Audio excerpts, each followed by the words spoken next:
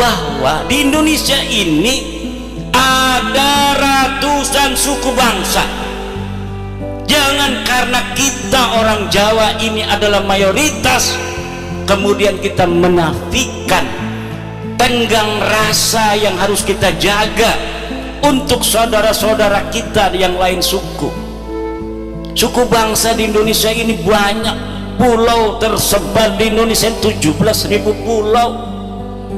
Ada Jawa, ada Sunda, dan ada yang lainnya. Kata Bang Haji Roma Irama.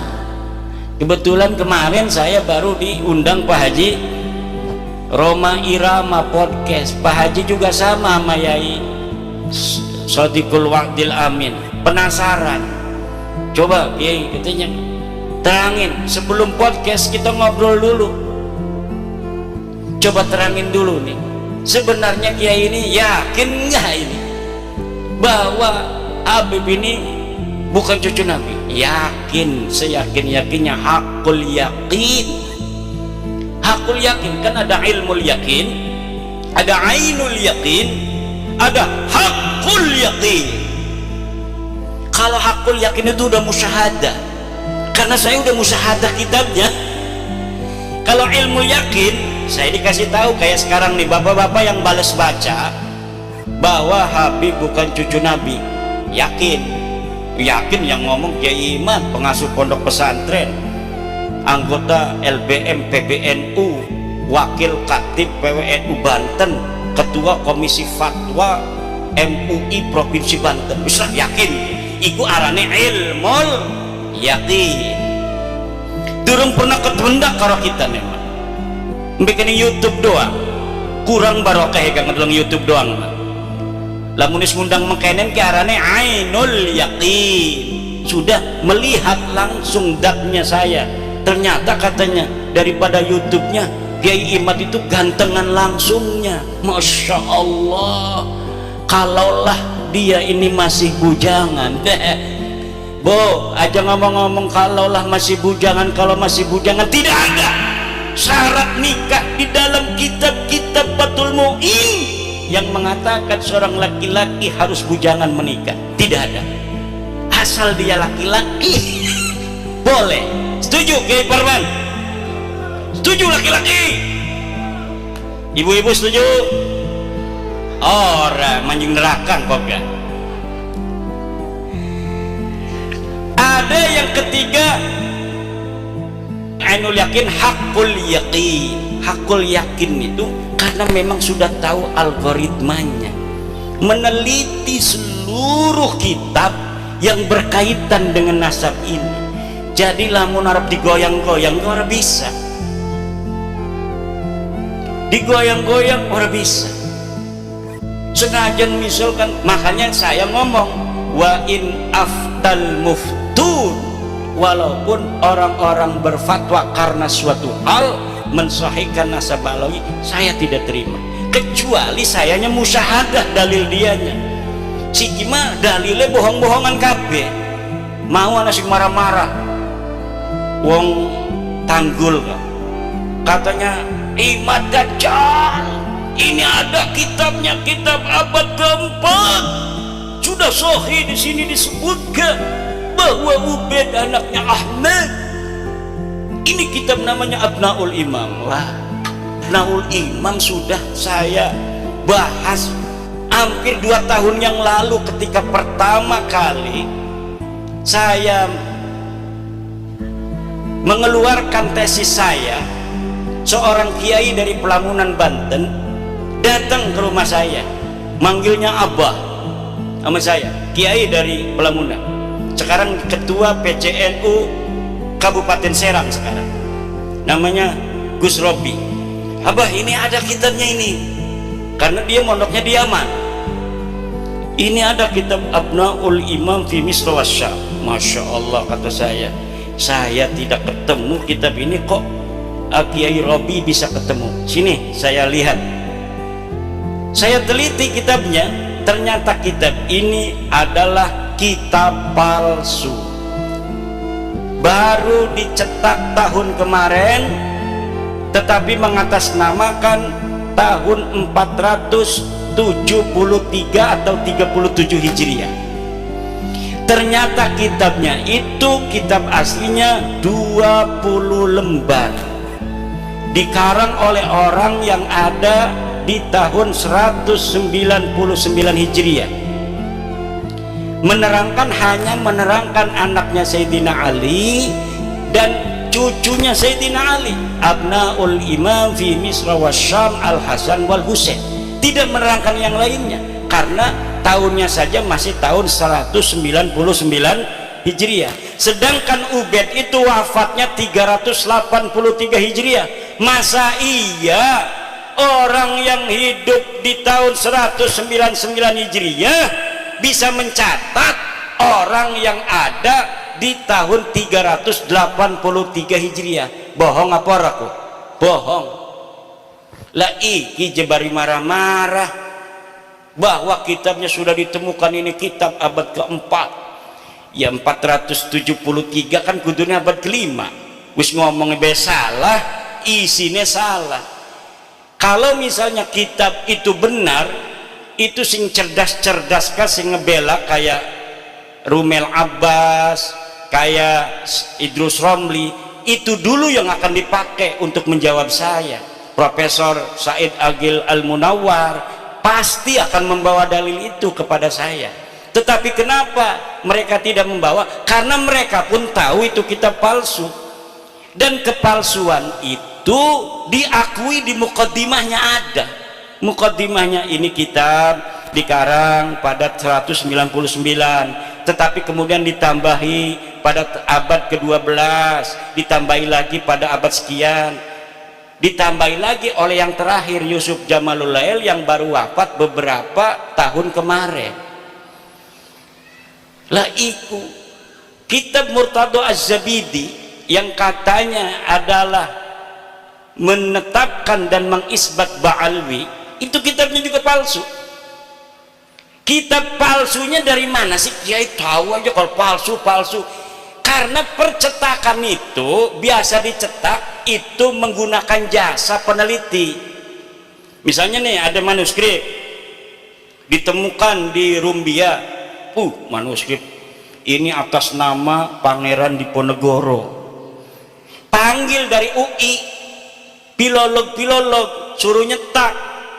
Tetapi peneliti tidak akan bohong, dia akan cerita manuskrip ini memang dikatakan tulisan Pangeran Diponegoro, tetapi dilihat dari kertasnya tidak memungkinkan dia berada pada masa Pangeran Diponegoro. Kertasnya ini dicetak atau diproduksi pada tahun 1950, sedang di Panganogoro tahun 1825. Dari jenis tulisan yang ditulis pun tidak mencerminkan tulisan yang dipakai pada tahun 1825. Ini adalah tulisan abad ke-20. Itu tahu. Dan dia ngomong bahwa menulisnya ketika di Lampung. Pangeran Diponegoro katanya menulis kitab ini di Lampung, sedangkan tidak ada pernah berita diketahui Pangeran Diponegoro pernah ke Lampung. Iki sebenarnya Pangeran Diponegoro siapa? Tapi karena misalnya Provinsi Lampung ini ketua PCNU-nya ingin dicetak aja sesuai dengan tulisannya itu karya Pangeran Diponegoro. Begitu yang terjadi dengan kitab Ar-Raudul Jali karangan Syekh Murtado Az-Zabidi. Coba beli kitab Ar-Raudul Jali karangan Syekh Murtado Az-Zabidi, cetakan Yaman Darul Fatah. Itu dari mukaddimahnya sudah jelas bahwa manuskrip ini tidak ditemukan sebelum keluar, dicatat, disalin oleh Hasan Muhammad Qasim. Ini orang abad 50 tahun yang lalu, dia baru meninggal 50 tahun yang lalu. Katanya dia menyalin dari tulisan seorang yang bernama Abdul Mu'ti Al-Wafai yang berada di Khazanah Al-Wafaiyah Mesir. Tetapi sekarang manuskrip yang ada di Wafaiyah Mesirnya sudah hilang. premen dia bisa nyatet barang kasih catat bisa hilang iku. Kenapa begitu? Itu bukti bahwa sebenarnya manuskrip itu tidak ada sama sekali. Karena beberapa klaim mereka punya manuskrip di dalam sebuah kitab yang namanya Uqudul Almas karya Alwi bin Thahir, setelah saya konfirmasi di kitabnya bohong. Misal bahwa Imam Ahmad bin Isa berhijrah dari Basrah ke Yaman, disebutkan oleh Imam Al-Ubaidili di dalam kitabnya. Saya buka kitabnya Imam Al-Ubaidili, tidak ada keterangan itu. Kemudian bahwa Ahmad bin Isa bergelarnya tidak pernah ada Al-Abah dan An-Nafat, gelarnya menurut dia hanya Al-Muhajir. Ternyata tidak seperti itu. Kitab yang dia sebutkan tidak menyebutkan An-Nafat. Saya lihat ya yang bergelarnya An-Nafat, tukang minyak. Yang satu lagi bergelarnya Al-Abah. Al-Muhajir tidak pernah ada di kitab-kitab dari mulai hidupnya Ahmad bin Isa sampai dimunculkan pada 800 tahun kemudian nama Al-Muhajir sebagai alibi bahwa Ahmad bin Isa ini hijrah ke Yaman. Padahal yai Ahmad bin Isa ini ora pernah pindah ning Yaman. Laka sama sekali berita kepindahan Ahmad bin Isa ke Yaman. Dia terkonfirmasi kitab abad kelima Al-Ghaibah karangan At-Tusi adanya di kota Madinah Al-Munawwarah. Dicari kapan wafatnya, tidak ada berita kapan wafatnya. Dicari di mana dia ini dikebumikan, tidak ada. Kenapa sampai dia tidak dicatat? Mungkin dia mati muda, tidak terlalu banyak peran dalam kehidupan. Kalau orang yang banyak peran, ketua PCNU, ya kadang-kadang anak sing nulis di media online. Ketua PCNU menghadiri acara pelantikan PWI Kabupaten Lampung Tengah. Berarti dia historis pernah ada di media online. Coba nama yang hadir, coba lihat di Google, ketik nama Kiai Haji Suparman Abdul Karim, langsung merebet anak, dia historis, banyak yang memberitakan. Tapi kalau bapak-bapak kita yang tidak pernah ikut gabung-gabung di organisasi, dikir bening jero goa, gelati arane Samsuri lah kan yang Google wong dek yang tasawuf, tidak pernah ada interaksi dengan masyarakat luas. Begitu pula lah keberadaan seseorang yang dikatakan dengan kesejarahan yang begitu luar biasa, pasti ada saja orang-orang sekitar dia yang menginformasikan tentang aktivitasnya waktu dia hidup. Tetapi nama-nama Ba'alwi ini sama sekali tidak ada. Faqih Muqaddam jere bisa mi'raj 70 balen sebengi. Dia ada di abad ke-6. Banyak kitab abad ke-6 di Hadramaut di Yaman yang memberitakan tentang ulama-ulama Hadramaut. Satu pun tidak ada yang memberitakan orang ulama di Tarim namanya Faqih Muqaddam. Laka pemaning karo keramat-keramatin. Ngakunya Syekh Abdul Qadir Jailani pun kalah pangkatnya oleh Faqih Al-Muqaddam. Kenapa namanya Al-Muqaddam? Karena dia orang yang paling tinggi derajatnya. Ternyata ketika dicari di dalam sejarah masa lalu tidak ada. Sejarah itu yang perlu dokumen, bapak-bapak. Nggak usah marah-marah, wis dokumen. Dokumennya mana? Kalau tidak sejaman, yang primer, yang sekunder, yang kira-kira dia bisa mendeteksi orang yang ada pada abad sebelumnya. Kalau misalnya tidak ditemukan pada abad-abad yang mendekati, maka yang ditemukan yang paling dekat, senajan 100 tahun, ini yang akan dipakai.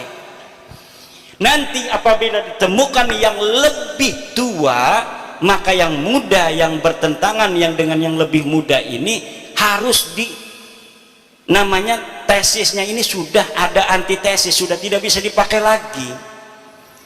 Bengen surah istifadah Habibi kabeh bin Syihab bin Smith bin Yahya As-Sagab turunan Nabi, tapi siki anatesis abade abad tua 4, 5, 6, 7, 8, 9 bahwa deket duduk putune Kanjeng Nabi, ya kudu nerima. Tes DNA ini melenceng, turunan Nabi kudune J1 dekema, tes DNA ini hasilnya G haplogrupik. Turunan Nabi Muhammad, turunan Nabi Ibrahim J1 haplogrupnya. Mereka 180 orang yang sudah tes DNA kebanyakan G. Ini menunjukkan bahwa mereka bukan sebagai turunan Nabi, tapi juga bukan orang Arab. Kenapa sih kepuntang-puntang Kiai Imad kok ngomong ikut terus? Karena penting buat warga NU yang percaya kepada penghormatan kepada keluarga Nabi hanya warga NU. Lamun putu Nabi asli mah dimai duit gemembut dibalikaken maning. Putu Nabi asli kependak, putu Nabi asli misalkan bapak-bapakku, bapak menghormati dekenya lebih menghormati nanane. Itu ciri-ciri keturunan Nabi asli. Kalau kita menghormati dia, lebih menghormati kita. Kalau kita ngasih duit, dia lebih ngasih duit pada kita, karena nggak mau kalah keturunan Nabi pada kebaikan. Kalau orang tawadu, maka kita akan kalau kita tawadu, dia akan lebih tawadu. Itu ciri keturunan Nabi asli. Lebih baik dia yang menanggung derita daripada rakyat yang menanggung derita. Itu ciri keturunan Nabi asli. Bukan yang mengorbankan orang lain untuk kepentingan dia, bukan. Ciri Nabi asli itu keturunannya adalah keturunan Nabi asli, dia rela menderita, yang penting umat Islam ini bahagia. Bukan sebaliknya, nyuruh orang-orang berantem demi kepentingan dia, sementara dianya aman-aman saja. Nyuruh orang-orang Indonesia berantem, dianya enak-enakan tidur. Orang-orang yang bodoh dari orang-orang yang bisa dipengaruhinya suruh gulet sama orang-orang yang menentang kepentingan dia. Ini adalah yadullu ala annahum laisu min duriyati Rasulillah Muhammad sallallahu alaihi wasallam bil marrah. Sama sekali bukan. Dari cara wajahnya ngomong marah, hal tarawna fi wajhihi nuran nubuwah, la idza ra'ainahum ma ra'aina fi wujuhihim nuran nubuwah minar rahmah, la nanduru ila wujuhihimur rahmah walakin nanduru ila wujuhihim at-takabbura wat-tafakhura wat-ta'aliya 'alal akharin. Na'udzubillah summa na'udzubillah min dzalik. Ikilah ibu-ibu, bapak-bapak, kepuntang-puntang saya kadang-kadang suka capek juga, tetapi karena ini merupakan sebuah, menurut saya la yajuzu lil alimi kitmanu ilmihi fi hadal bab, ay fi hada tazwiri nasab fil babi, ay fi tazwiri nasab. Kenapa? Wajib hukumnya memberitahu kepada orang apabila ada orang yang mentajwir daripada nasabnya kepada baginda Nabi besar Muhammad SAW. Kenapa? Karena Nabi Muhammad punya hak untuk dinisbatkan kepadanya hanya keturunannya yang asli. Kenapa akan memalukan Rasulullah, orang-orang yang secara genetik bukan darahnya Rasulullah, kemudian dia mengaku turun Rasulullah? Satu generasi, dua generasi mungkin bisa menjaga akhlak, tapi lama-lama dasar genetik dudu Nabi mah ya sejen bae akhlake, senajan dipaksa-paksa ga supaya pada karo akhlake Nabi, suwe-suwe mengongana dudu turunan Nabi juga tiga. Bukan turun Nabi susah, Tapi walaupun tidak ada orang mengenal seseorang sebagai keturunan baginda Nabi, kadang-kadang dianya sendiri tidak tahu bahwa dia keturunan Nabi. Akhlaknya, hatinya, cintanya kepada umat tidak bisa disembunyikan dari ruhani, dari sukma, dari jiwanya. Kenapa? Di dalam dirinya mengalir nutfah nubuwah, kata ketum PBNU. Ada nutfah nubuwah walaupun dia tidak tahu, ada nutfah nubuwah walaupun dia tidak tahu silsilah. Dan bangsa Indonesia ini diyakini oleh Ketua Umum PBNU, kebanyakan dari bangsa Indonesia yang muslim ini mempunyai nutfah nubuwah kepada Nabi besar Muhammad sallallahu alaihi wa alihi wasallam.